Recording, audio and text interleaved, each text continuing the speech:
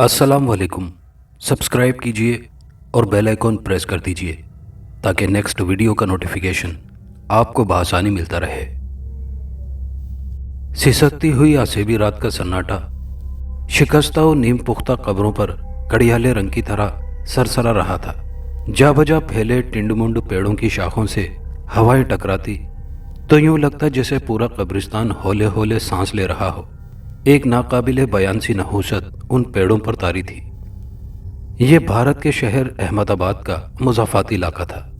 ये पुरस्रार और दहशतनाक वाक़या उस वक्त का है जब समंदर पार से विदेशी साम्राज्य भी ताजिरों का भेस भरकर बर्रे सगीर पर काबिज नहीं हुए थे। उन दिनों अहमदाबाद से वो बड़ौदा तक मुंबा देवी के पुरस्रार पुजारियों की बहुतात थी। चक्रवता और हरद्वार के नीम पहाड़ी जंगलात में लोग अपने चेहरों पर भभूत मलकर माथे पर सिंदूर का नक्शा खींचे कई कई महीने जा पलापने में मसरूफ रहते थे। कब्रिस्तान के आसपास मुस्लिम आबादी भी थी। कब्रिस्तान से शुमाल की तरफ काफ़ी आगे शमशान घाट था।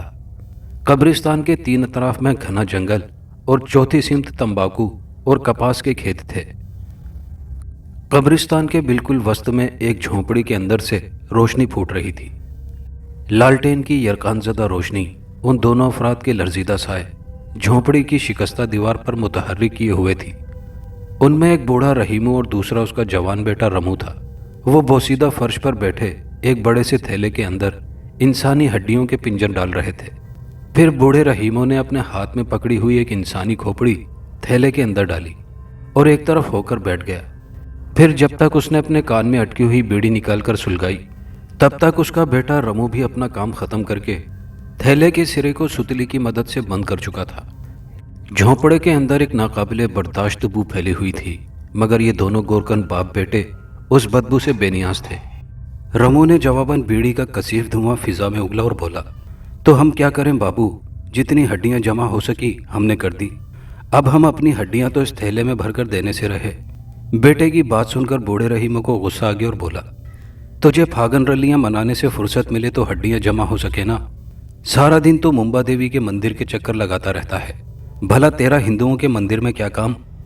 बाप की बात सुनकर रमू जैसे चटखारा भरते हुए बोला, अरे बापू, मैं तो वहाँ गोंगलूर अचार खाने जाता हूँ।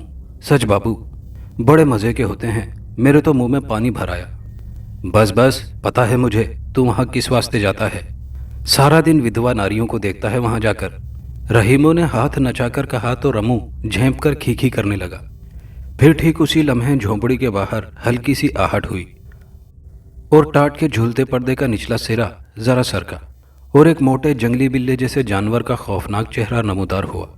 कोई और होता तो इस करी सूरत जानवर को देखकर खौफ से सिमट जाता, मगर रमू ने उसे देखते ही मायने खेज अंदाज में अपनी बाँछें फैला दी और पुचकार कर उस बदहैयत जानवर को अंदर बुला लिया। वो भी शायद इस अंदाज से मानूस था, लिहाजा फौरन ही अंदर आ गया। ये लगभग 4.5 फुट लंबा बिज्जू था, जो अब रमू की गोद में अपना सर रगड़ते हुए वस्त में रखे इंसानी हड्डियों से भरे थैले को भूखी नजरों से देखे जा रहा था।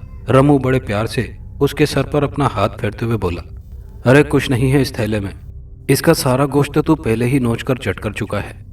उसकी बात शायद बिज्जू ने समझ ली थी। अब वो जिस पुरस्रार अंदाज में वारिद हुआ था उसी तरह एक अंगड़ाई लेते हुए खामोशी से बाहर निकल गया। उसके निकलते ही रहीमू पहली बार तौसीफी लहजे में अपने बेटे से बोला, सारी जिंदगी में तूने यही एक काम ढंगा किया है रे, कि उस मुर्दाखोर को सुधार लिया है। हाँ बाबू, वरना जिस किस्म का काम हम करते हैं उसके बगैर तो बड़ी मुश्किल हो जाती हमें। रमू ने बाप की तायद की, मगर इसकी एक बात खराब है। रहीमू बोला, जब ये ज्यादा भूखा होता है तो कमबख्त कब्र से मुर्दा निकालकर गोश्त के साथ उसकी हड्डियां भी चबा डालता है। रमू ने बाप की बात पर कोई तबसरा न किया। फिर थोड़ी देर गुजर गई थी कि बाहर उन्हें किसी के मखसूस अंदाज में खांसने की आवाज़ सुनाई दी। उस आवाज़ पर वो दोनों ही ठिठके थे। आ गया मोटा गोरखा, रहीमू के मुंह से बेख्तियार निकला। फिर उसने बैठे बैठे बुलंद आवाज में उसे पुकारा, आ जाओ लाला जी, अपना माल ले जाओ अंदर आकर। उसके ये कहने की देर थी कि अचानक टाट का पर्दा हटा और एक मोटा सा तोंदियल शख्स अंदर दाखिल हुआ, जिसने खाकी रंग की ढीली ढाली पतलून पहन रखी थी। अंदर दाखिल होते ही उसने अपनी नाक पर रुमाल रख लिया था। शायद अंदर फैली हुई नागवार बू ने उसके दिमाग की रगें जला डाली थी।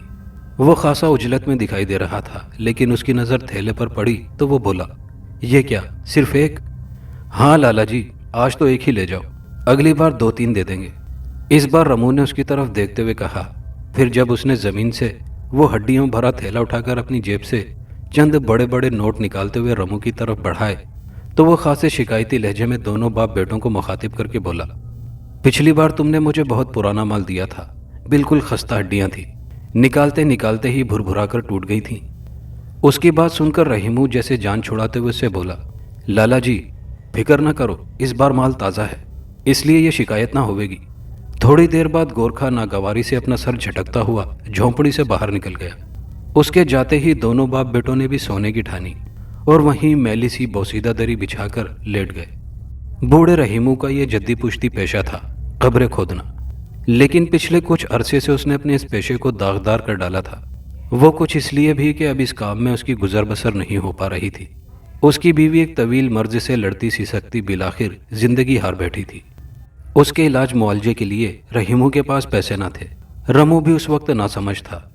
جب رحیمو کو خود اپنی بیوی کی قبر کھودنا پڑی تو اس کے ہاتھ زندگی میں پہلی بار قبر کھودتے وقت کپکپا رہے تھے، لیکن جیسے تیسے اس نے اپنی بیوی کو لاش کو دفنایا۔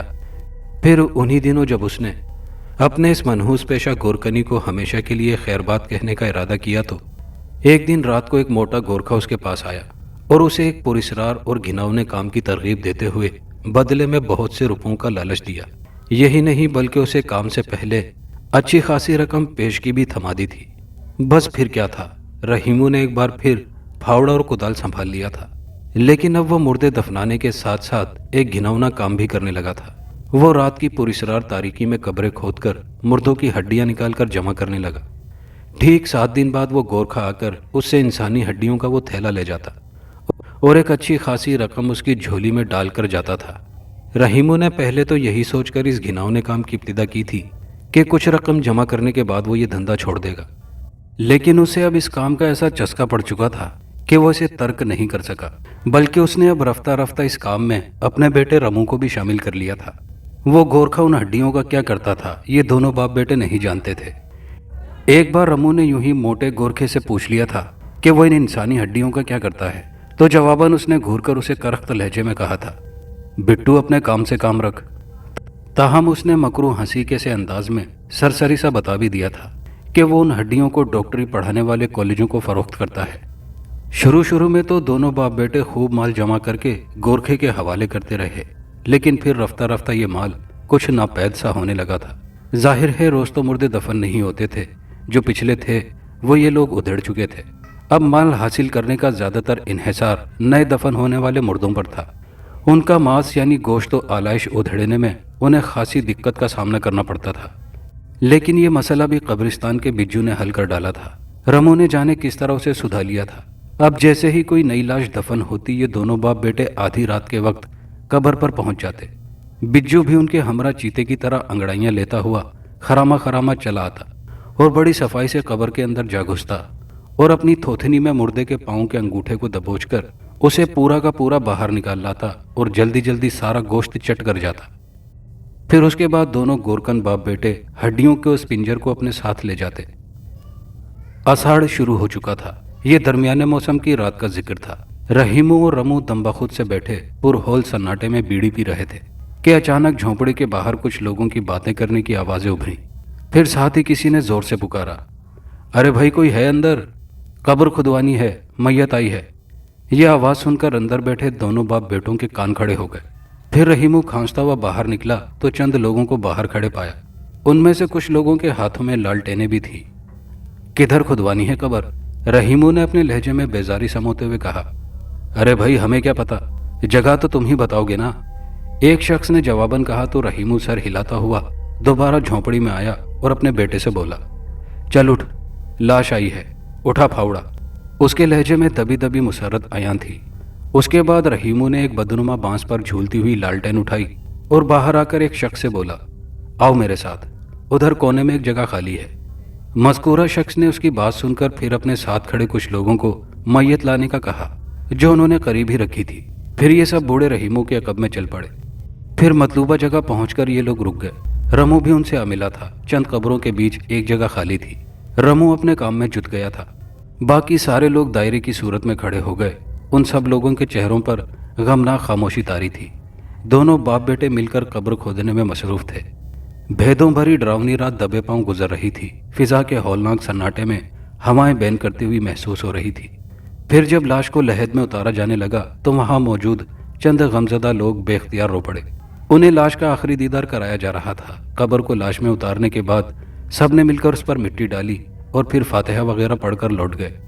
रहीमो और रमू भी अपना सामान समेटकर झोंपड़ी में आ गए थे। दोनों ने तेज पत्ती की चाय बनाकर पी, फिर बीड़ी सुलगाकर दम बखुद से बैठ गए। वो शायद अपनी थकान उतार कर खुद को असल काम के लिए दोबारा चाको चौबंद कर रहे थे। इसी दौरान टाट का पर्दा हटा और मनहूस शक्ल वाला बिज्जू झूमता हुआ अंदर आकर दोनों बाप बेटों को घूरने लगा।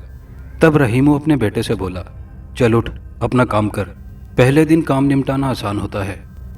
रमू ने कोई जवाब न दिया और खामोशी से थैला संभाले उठ खड़ा हुआ।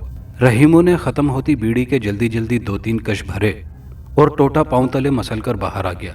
रमू भी लालटेन उठाए उसके साथ हो लिया था।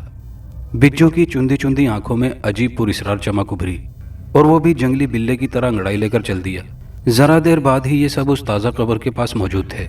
बिज्जू ने सबसे पहले अपना काम सर अंजाम दिया। जरा देर बाद ही वो लाश को अंगूठे से अपने पांव में दबाए कब्र से बाहर खींच लाया था। रहीमो और रमू ने जल्दी जल्दी लाश का कफन खोला। वो लाश किसी औरत की थी। उसका चेहरा साफ दिखाई दे रहा था। रमू की जैसे ही औरत के चेहरे पर नजर पड़ी उसका दिल बुरी तरह धड़कने लगा। वो चेहरा ही ऐसा था, इंतहाई हसीन और खूबसूरत। जरा हाथ लगे तो मैला हो जाए, ऐसा हसीन चेहरा उसने आज तक नहीं देखा था। वो जरा देर तक बड़ी महवियत से उसका चेहरा तकने लगा। बेख्तियार उसका जी चाहने लगा, काश ये जिंदा होती। फिर उसे उसकी मौत का बेहद दुख होने लगा। अरे ऐसे क्या देख रहा है, क्या शादी करेगा इससे? उतार इसका कफन। अचानक उसकी समाज से बाप की आवाज़ टकराई और वह ज़रा चौंका। फिर उसने कपकपाते हाथों से लाश से कफन उतार दिया।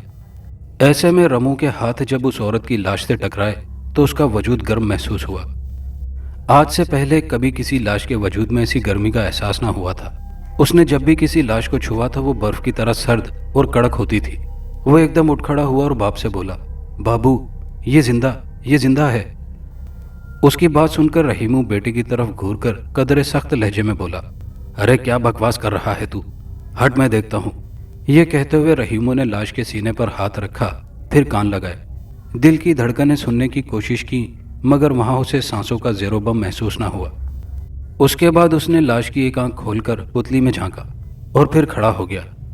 पागल हो गया है तू, ये मुर्दा है। मगर रमू ने भी अपनी तसल्ली करना ज़रूरी समझा। अब उसे भी लाश में जिंदगी की ज़रा भी रमक महसूस ना हुई।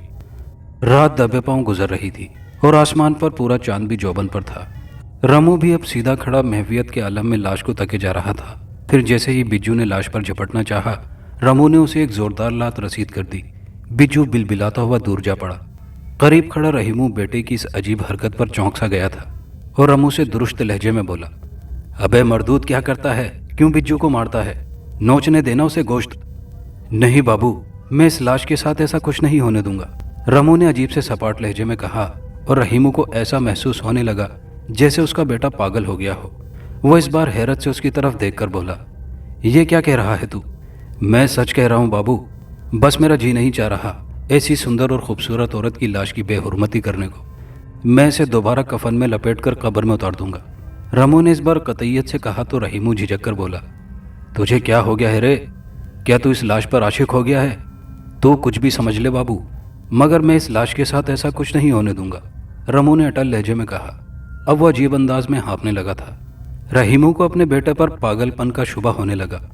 उसने लालटेन उठाकर उसे रमू के चेहरे के जरा करीब किया तो उसे वहां अजीब दीवानगी के तासुरात नजर आए।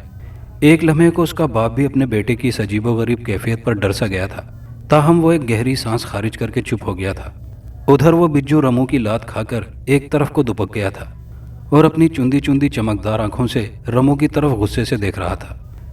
रमू ने उसकी लाश को दोबारा जैसे तैसे कफन में लपेटा और फिर कब्र में उसे दोबारा दफना दिया।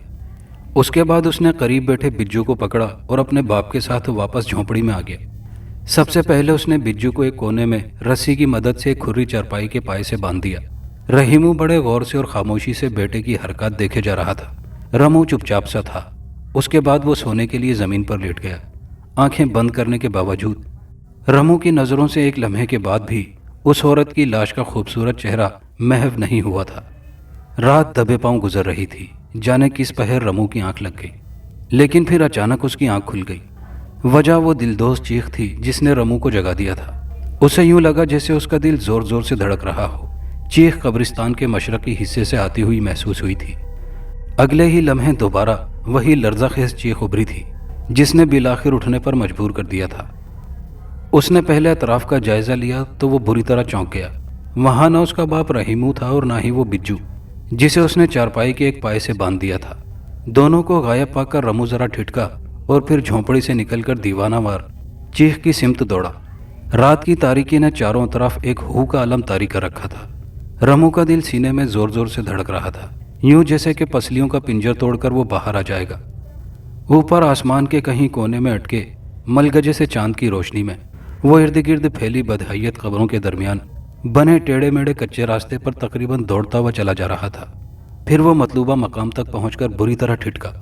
उसके कदम मशीनी अंदाज में जामिद हो चुके थे, मगर उसका पूरा वजूद सर तपा कपकपा रहा था। चेहरे पर दहशत सिमट आई थी, आंखें फटी की फटी रह गई थी। सामने एक दिलदोज और हौलनाक मंजर मौजूद था। वो मंजर ही ऐसा था, किसी जी होश के होश गुम कर देने वाला। उस औरत की कब्र उधड़ी पड़ी थी। ये उस खूबसूरत औरत की कब्र थी जिसकी लाश की बेहुरमती करने से रमू ने अपने बाप को सख्ती से मना कर दिया था। बिज्जू और बाप को झोंपड़ी से गायब पाकर रमू के दिल में पहला ख्याल यही उभरा था कि उसके बाप ने उसके सोते ही बिज्जू को लेकर अपना काम शुरू कर दिया हो। मगर यहाँ का तो मंजर ही कुछ और था। उधड़ी हुई कब्र से उस हसीन औरत की लाश निकाली जा चुकी थी, जो पास ही बेसुध अंदाज में चारों शाने चित मगर सही सालिम पड़ी थी। सफेद बेदाग कफन उसके हसीन चेहरे से ही नहीं बल्कि जिस्म से भी काफी सरक गया था। आंखें बंद थी, मगर ज्यादा करही अंगेज और दिल दहला देने वाला मंजर एक और था। उस लाश के जरा परे रमू का पालतू बिज्जू मिट्टी में पड़े बेजान जिस्म को बुरी तरह उधेड़ रहा था, और ये बेजान लाश रमू के बाप रहीमू की थी।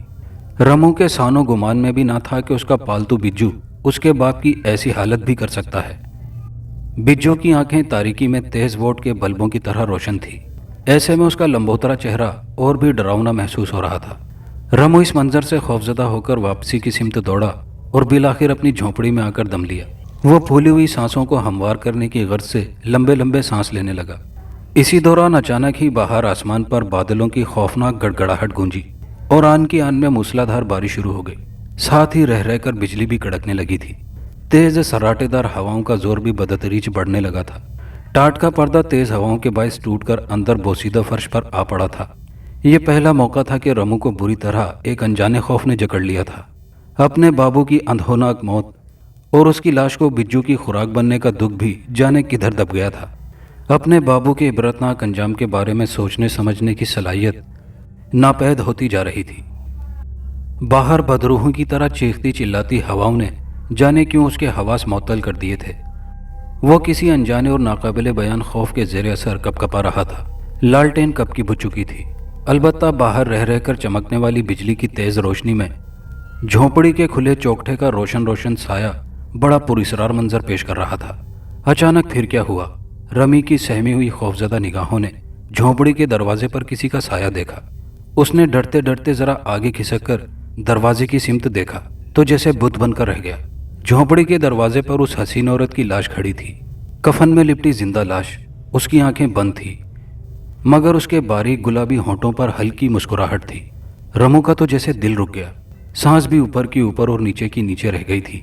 आंखें मारे दहशत के इस कदर फैल गई थी जैसे अभी हलकों से उबरकर बाहर उबल पड़ेंगी।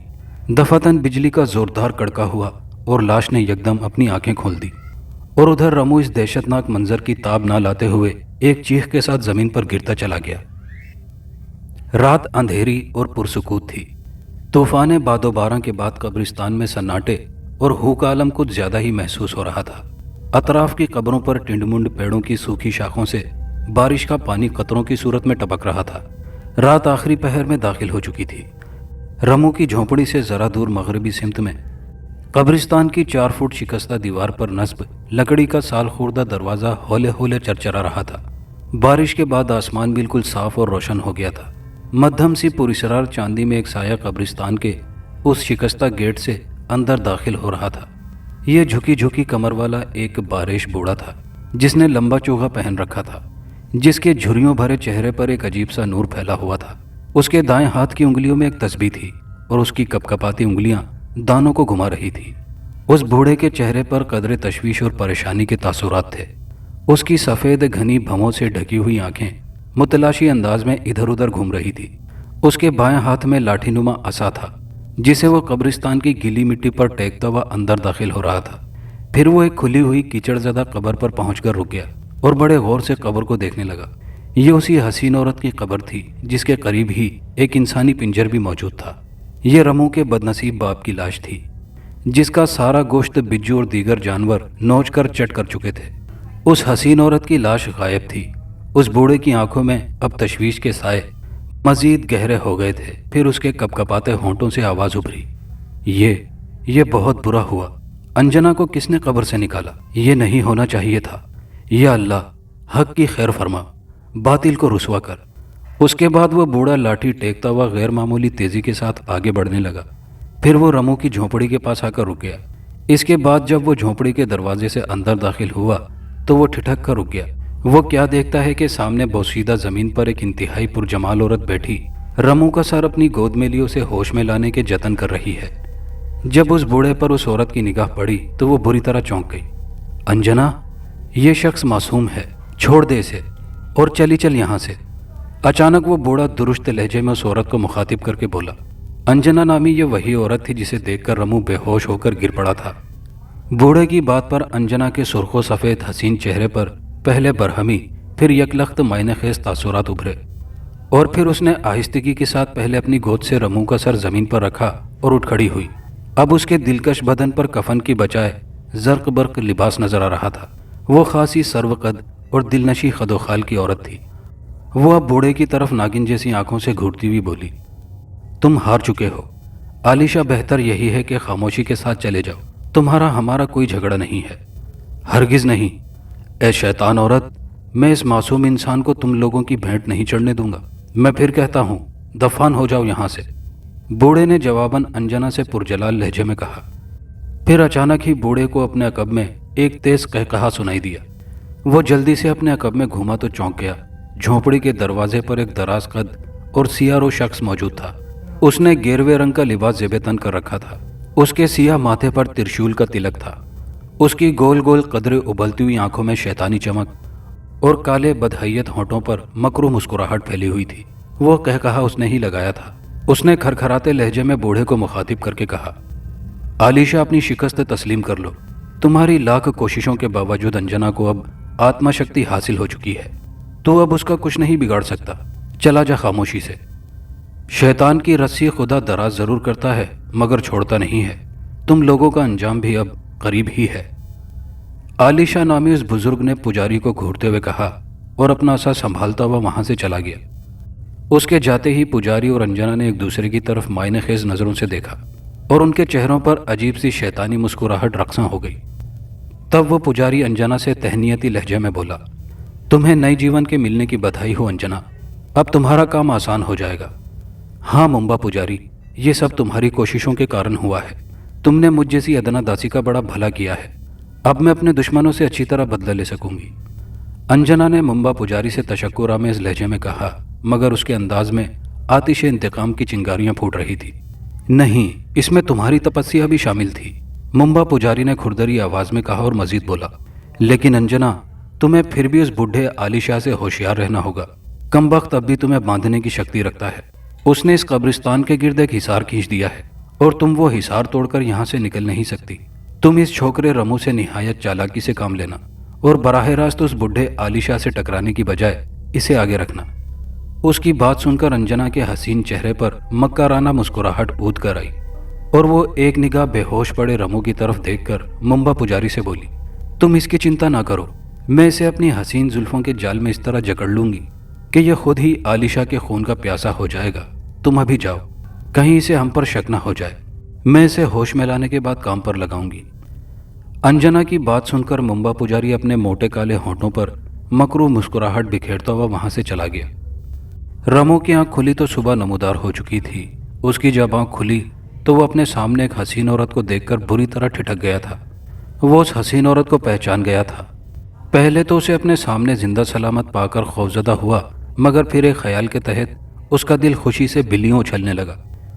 پھر اس نے دیکھا کہ اس عورت کی خوبصورت آنکھوں میں آنسو اترے ہوئے تھے اور دلکش چہرے پر دکھ کے تاثرات پھیلے ہوئے تھے۔ وہ عورت اب سسکیاں بھرتے ہوئے رونے لگی تھی۔ وہ چارپائی پر بیٹھی تھی۔ رمو اسے روتا دیکھ کر بے چین سا ہو گیا اور فوراً اٹھ کر اس کی جانب بڑھا اور بولا، تم کون ہو اور کیوں رو رہی ہو؟ انجنا نے اپنی سیاہ اور نمناک پلکیں اٹھا کر رمو کی طرف ایک نظر دیکھا اور گلوگیر سے لہجے میں بولی، میرا نام پروین ہے، میرے ساتھ بہت ظلم ہوا ہے، کیا تم میری مدد نہیں کر سکتے؟ اس کی بات سن کر رمو کا دل بے اختیار پسیج گیا اور وہ اپنا کپ کپاتا ہوا ایک ہاتھ اس کے کاندھے پر آہستگی سے دھرتے ہوئے بولا، تمہارے ساتھ کیا ظلم ہوا ہے؟ مجھے بتاؤ، میں تمہاری ضرور مدد کروں گا۔ سچ؟ انجنا نے ایک دم خوش ہو کر کہا اور رمو کا ہاتھ اپنے نرم و نازک ہاتھوں میں لے لیا۔ ایک حسین و جمیل عورت کا قرب رمو کو شاداں کیے دے رہا تھا۔ انجنا اپنے چہرے پر گہری غمناکی طاری کرتے ہوئے بتانے لگی، میں غریب باپ کی بیٹی ہوں اور مجھ سے دھوکے سے ایک سندر داس نامی شخص نے شادی کر لی، اور جب اس کا دل مجھ سے بھر گیا تو اس نے مجھے قتل کرنے کی کوشش کی، مگر جسے اللہ رکھے اسے کون چکھے، مجھے مردہ سمجھ کر اس نے یہاں زندہ گاڑ دیا۔ لیکن اتنا کہہ کر وہ دوبارہ سسکنے لگی تو رمو کا دل بھی بھر آیا اور وہ ملائمت سے بولا، لیکن کیا؟ سندر داس کا ایک بوڑھا جاسوس میری جان کا دشمن بنا ہوا ہے، اس نے مجھے یہاں زندہ سلامت دیکھ لیا ہے۔ اب وہ سندر داس کو ساری حقیقت بتا دے گا اور پھر وہ مجھے ہلاک کرنے کی کوشش کرے گا۔ یہ بوڑھا جادو کا ماہر ہے۔ ارے تم بالکل مت گھبراؤ پروین، میں ہوں نا، میں تمہاری خاطر اپنی جان بھی قربان کر دوں گا، رمو نے جوشیلے لہجے میں کہا اور انجنا کی آنکھیں ایک دم چمک اٹھی تھیں اور وہ بے اختیار رمو کے قریب ہو گئی۔ رمو اس کی گھنیری زلفوں کی ہوش ربا مہک سے بے حال سا ہونے لگا تھا۔ کیا تم مجھ سے شادی کرو گے؟ مجھے ایک ایسے سہارے کی ضرورت ہے۔ مجھے پورا یقین ہے کہ تم جیسے بہادر نوجوان کی بیوی بن کر میرا کوئی کچھ نہیں بگاڑ سکتا۔ اس کی بات سن کر رمو پر جیسے شادی مرگ کی سی کیفیت طاری ہونے لگی تھی۔ وہ خواب و خیال میں بھی ایسی حسین عورت کو حاصل کرنے کی تمنا نہیں کر سکتا تھا۔ ہاں میں تم سے ضرور شادی کروں گا، اس نے اپنے حواس پر قابو پاتے ہوئے جواب دیا۔ انجنا کے ہونٹوں پر جواباً دلاویز مسکراہٹ پھیل گئی تھی اور آنکھوں میں خاص چمک ابھر آئی تھی، مگر پھر وہ اپنے لہجے میں تشویش لاتے ہوئے بولی، لیکن مجھے اس بڈھے جادوگر سے ڈر لگتا ہے، اس نے مجھ پر عمل کر کے مجھے اسی قبرستان کی چار دیواری تک محصور کر دیا ہے۔ ظاہر ہے ہمارا نکاح اس قبرستان میں تو نہیں ہو سکتا نا، یہ کام تو یہاں سے نکلنے کے بعد ہی ہو سکتا ہے، انجنا نے نہایت مکارانہ ناز و انداز سے کہا اور رمو کی جوش و غصے کے مارے سانسیں پھولنے لگی۔ یہ سب مکار انجنا کے لہجے کی کارستانی تھی۔ ایک حسین و جمیل عورت کے منہ سے رمو کو بہادر نوجوان کا خطاب ملنا اور پھر شادی پر رضامند ہونا، ایسے میں رمو کا سینہ پھول جانا کوئی اچنبے کی بات نہیں تھی۔ لہٰذا رمو جوشیلے انداز میں اپنا سینہ تان کر بولا، پروین تم فکر مت کرو، میں ہوں نا، میں اس بڈھے جادوگر سے اچھی طرح نمٹ لوں گا۔ اس کی بات سن کر مکار انجنا کی آنکھیں چمکنے لگیں۔ پھر ذرا دیر بعد رمو قدرے شرماتے اور لجاتے ہوئے انداز میں بولا، کیا تم واقعی مجھ سے شادی کرنا چاہتی ہو؟ رمو کو ابھی تک یقین نہیں آ رہا تھا۔ پروین یعنی انجنا جیسی حسین و جمیل عورت اس کی بیوی بننے کو تیار تھی۔ رمو کی بات پر انجنا نے ایک خاص ادا کے ساتھ اس کی جانب دیکھا اور رمو نے اس کی خوبصورت آنکھوں میں خمار آلود پیغام کو محسوس کر کے اپنی نظریں جھکا دی۔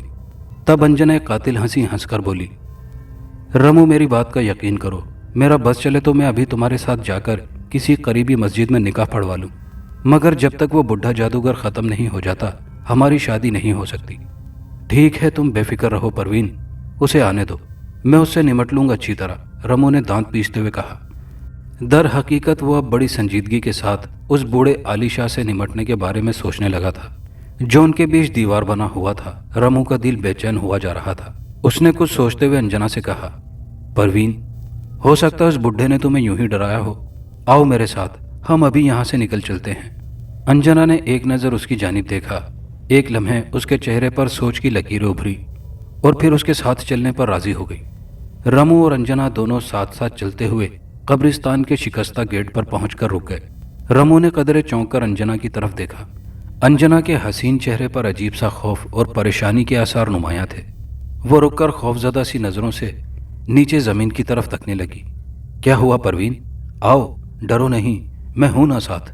रमू ने उसका हौसला बढ़ाया तो परवीन यानी अंजना ने डरते डरते एक कदम गेट से बाहर निकाला तो अगले ही लम्हे वो एक तेज चीख के साथ उछलकर पीछे की जानिब यूं जा पड़ी जैसे उसको किसी ने जोर से धक्का दिया हो। रमू भी एक लम्हे के लिए परेशान सा हो गया था।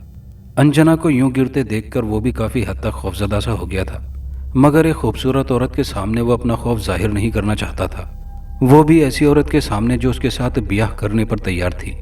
लिहाजा वो अपनी कैफियत पर काबू पाते हुए बिजली की सिरत के साथ जमीन पर गिरी अंजना की तरफ लपका। फिर अंजना को संभालने के दौरान उसने देखा कि उसका एक पांव एड़ी की तरफ से झुलसकर सियाह पड़ चुका था। अंजना के गोरे चिट्टे पांव की यह हालत देखकर पहली बार रमू के दिलो दिमाग में बूढ़े जादूगर के खिलाफ नफरत का अलाव सुलगा था। देख लिया ना तुमने, उस बुढ़े ने किस तरह अपने जादू के जरिए मेरा यहाँ से निकलना नामुमकिन बना रखा है। अगर मैंने फिर दोबारा इस मनहूस कब्रिस्तान से कदम निकालने की कोशिश की तो जलकर राख हो जाऊंगी। अंजना ने तकरीबन कराहते हुए रूहानसी आवाज में कहा। भला रमू को यह क्यों कर मंजूर होता कि अंजना जैसी हसीन औरत का यह हश्र हो। लिहाजा उसके चेहरे पर गहरी संजीदगी के आसार नुमायां होने लगे और दिल ही दिल में बुढ़े जादूगर को ठिकाने लगाने के मंसूबे पर गौर करने लगा। मैं अब उसे हलाक करके ही दम लूंगा, तुम फिक्र ना करो परवीन, रमू ने मजबूत और अटल लहजे में कहा और अंजना को सहारा देते हुए वापस झोंपड़ी में ले आया था। मक्कार अंजना के खूबसूरत गोरे गोरे पांव पर धब्बा देखकर रमू का गुस्सा आसमान को छूने लगा था और अंजना पर उसे तर्स भी आने लगा था। बहरहाल अब तहिया कर लिया था कि वो उस बुढ़े जादूगर को हलाक करके ही छोड़ेगा। वो उसे अपनी राह का कांटा समझने लगा था। इसी दौरान में रमू ने कुछ पत्तों का लेप तैयार करके अंजना के झुलसे हुए पांव पर मसल दिया और फिर कुछ सोचकर बोला, परवीन एक बात तो बताओ, क्या मुझ जैसा एक आम आदमी उस बूढ़े जादूगर को हलाक कर सकेगा? बिल्कुल, तुम ये काम कर सकते हो, बल्कि तुम ही तो उसे हलाक करने की सकत रखते हो। उसकी बात पर अंजना फौरन बोली और फिर जैसे अचानक उसे एहसास हुआ कि उसे दूसरे तरीके से रमू को जवाब देना चाहिए था। ताहम तीर कमान से निकल चुका था, लिहाजा रमू उसकी बात पर कदरे चौंक कर अंजना से बोला, क्या मतलब? मैं भला एक जादूगर को हलाक करने की किस तरह सकत रखता हूँ? रमू ने कहा और फिर जैसे अपनी बात पर उसे सुबकी और बुजदिली का एहसास हुआ तो वो दोबारा बोला, बहरहाल तुम मत घबराओ परवीन, मैं उसका पत्ता साफ करके ही दम लूंगा। उसकी बात सुनकर मक्कार अंजना ने इत्मीनान का सांस लिया और मखमूर सी मुस्कुराहट के साथ रमू की जानिब तकने लगी।